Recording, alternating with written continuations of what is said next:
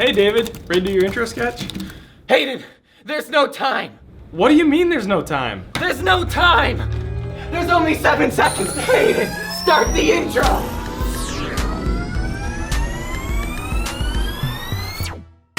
Hello everyone and welcome back to another episode of 300 Seconds of Science. I'm your host David Stephenson and today we're talking about televisions. Clayton already did that. Today we're talking about flat screen TVs and monitors, not CRTs. Televisions, or monitors. What's the difference? Well, fortunately for the purpose of this video, not much. You see, they use the same technology to get the image across. The only difference is that a television has a built-in TV tuner to watch television. Today we'll be focusing on the display. There are 3 main types of displays on the market at the moment: LCD, LED, and OLED, each with their own pros and cons. To start, LCD stands for liquid crystal display. These screens work in 3 different layers. Now the first layer is the backlight.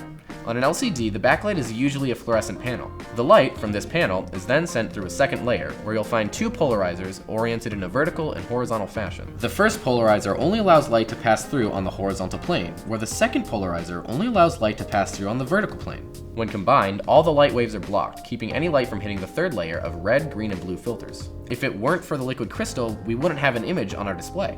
These crystals are placed in between the polarizers. The molecules in the liquid crystal orient themselves randomly until the polarizers in front and rear put them into a predictable pattern. When electricity is passed through, we can get the molecules to align themselves with the electric flow, causing the light to no longer twist when passing through. With this under control, we can choose when and where the light hits our final layer of RGB filters. 1 pixel is made up of 3 crystals and 3 RGB filters. If no electricity is supplied, no light will pass through the filters and the pixel will show up as black. Alternatively, if 100% of the electricity is supplied, the pixel will appear white. By changing the amount of electricity to each crystal, you can vary the color that each pixel is showing. The display will adjust the amount of electricity going through each individual crystal, one by one, row by row, around 60 times per second.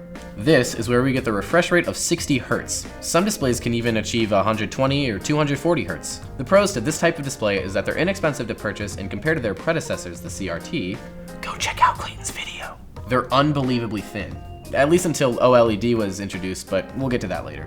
The cons, however, it doesn't produce the best picture quality because of the backlight. The backlight can't fully shut off, so it doesn't have the greatest contrast between highlights and shadows in a scene. So what about LED displays? Well, your attention span can breathe a sigh of relief. It's exactly the same as an LCD. The only major difference is that instead of a fluorescent backlight, it uses an LED or light emitting diode. It still uses the same liquid crystals and RGB filters. The advantages of this display include high energy efficiency due to the LED backlight, as well as a thin form factor for the same reason.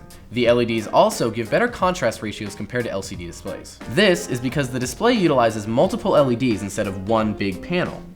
In turn, the LED backlight can dim or turn off in certain areas, giving you better contrast ratios in dark scenes. The only major con, the black levels still aren't perfect. However, recent manufacturing techniques have made this display an incredible value, with prices coming down every year. Now, onto the holy grail of displays, the OLED. OLED stands for Organic Light Emitting Diode. This type of display uses 3 individually lit LEDs to create a pixel as opposed to the former examples. Like the other 2, each pixel is made up from red, green, and blue, but there's no backlight. Instead, each color is its own LED.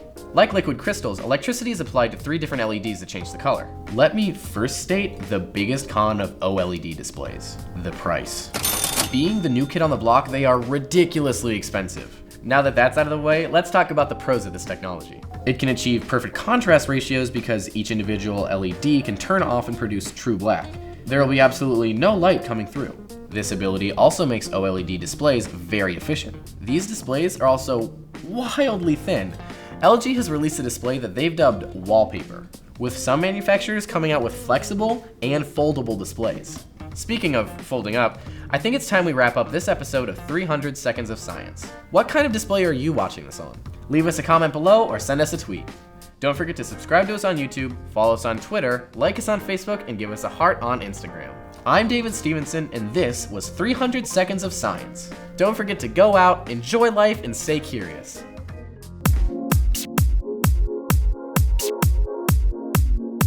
This program was produced by ZTV at the University of Akron. Do you want to gain experience in video production, professional social media, or working with real clients? Visit the UA School of Communications online or follow us on social media to learn more.